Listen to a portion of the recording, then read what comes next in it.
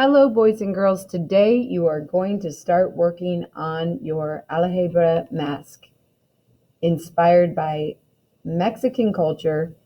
First, you went ahead and chose two different parts to your mask. Number one, the face of your animal. So that's one animal. And then number two, you chose a different animal parts. So I chose a rabbit and jaguar parts. Remember, alhambras are a mixture of different animals, so that's why we're mixing our different parts. So today, first thing you're going to do once you have your mask chosen is write your name on both pieces of paper with the pencil. Then you're going to go ahead and put the pencil down. You don't need it anymore because we are going to be creating these masks using crayon. If you're making your mask in person, you're going to be using crayon, and then we're going to use watercolor paint in week 2. And if you're creating your mask at home, you could be using crayon, you could be using marker, and if you have watercolor paint at home, then you could be using that as well. So the first thing I want to do is go ahead and consider what colors I want to use on my mask.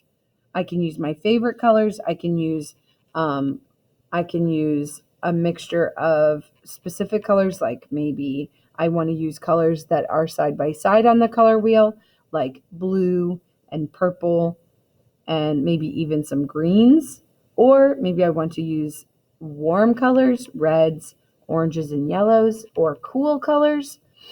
But in the end, I want to make sure that I'm making this as bright and colorful as possible because alhambras are very brightly colored. They've got lots of beautiful patterns. So that's what I want to go for here.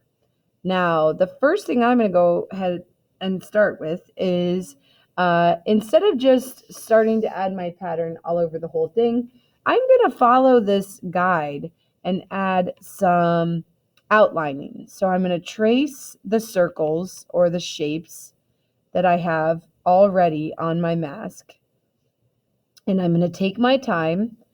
I want to press kind of medium to hard on the crayon so that I get a nice coating of wax on my picture. The better my wax and my crayon is on my picture, the more it will show up when we start to paint with watercolor paint. All right, so first I'm going to start with that. Then I think I'm going to go to another color and I'm going to change and start tracing some of these shapes. So this might seem like it takes a while, but if you take the time to do this in the beginning, it's going to make it look so much more colorful when you go in to paint it next class. So again, I'm just tracing some of the existing details that are on my mask when I start. All right, so once I've traced some of those details, now I'm going to go in and I think I'd like to trace some of the edging of my mask as well. So when we trace, we're just outlining with a color to make the edges look a little bit bright and more colorful. So again, I'm tracing all of these lovely shapes. You might not have chosen the rabbit, so you might have different designs or patterns on yours. If I need to, I can turn my paper if it makes it easy to color or draw. So don't be afraid to move your paper around. All right, so I had a lot. I had a lot of those shapes on mine. So now what I think I'm going to do, I've chosen this blue and purple theme for mine. So I'm going to go ahead and trace the outline of my mask with this nice dark blue violet.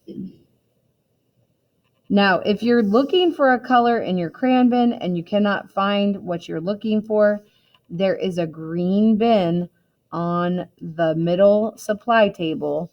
And if you raise your hand one at a time, we can go up and look in that bin for specific colors that we are wanting. But then once you select that crayon, keep it at your table and don't worry about returning it to that spot. All right, so I've done a lot of outlining, and now I want to go in and add some detail inside. So I chose purple and blue for my outlining, and now I think I'm going to go ahead and add some orange on the inside. So I'm just adding some lines.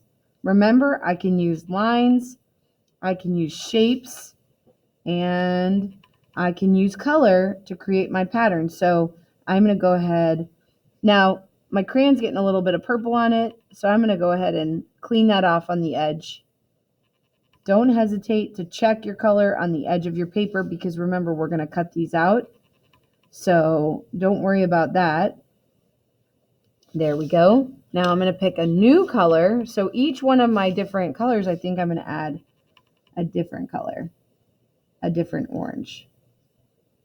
You could create a color scheme of your own, or you can just do things randomly and pick as you go.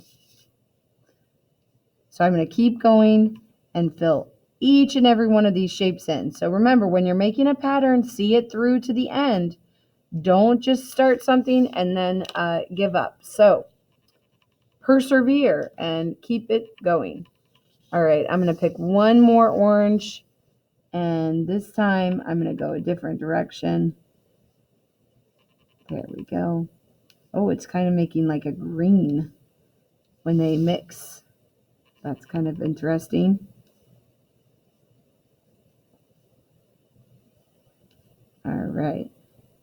All right, so I've got pattern kind of all over my spots. Now, if I wanted to do something in the background, I could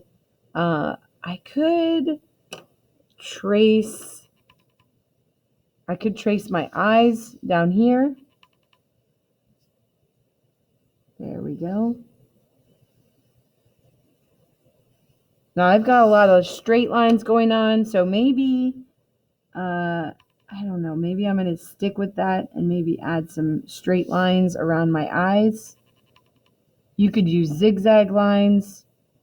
You could use loopy lines. It's up to you. I think I'm going to do this nice dark purple. That's a good one.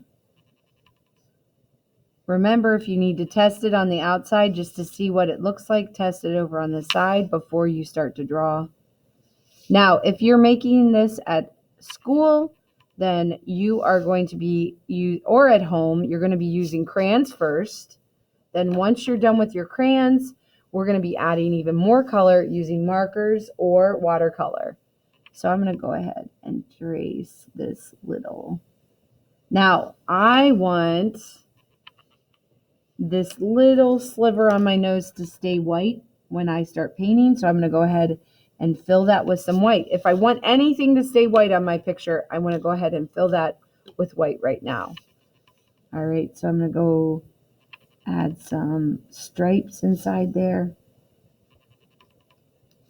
There we go.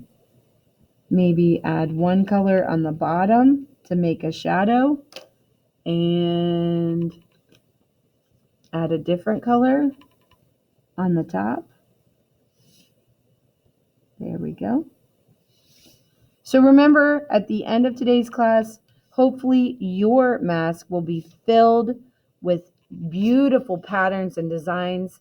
Remember, don't forget, you're going to do not only the face of your animal, but you're going to do the ears and parts as well. So just because I've only done this, I want to go ahead and focus on my parts in just a minute.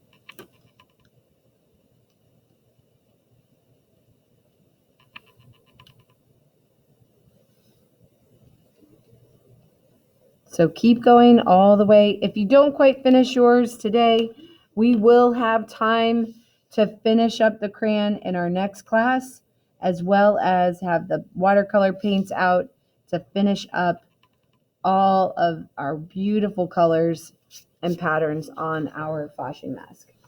I can't wait to see what you come up with on yours. Take your time, work hard.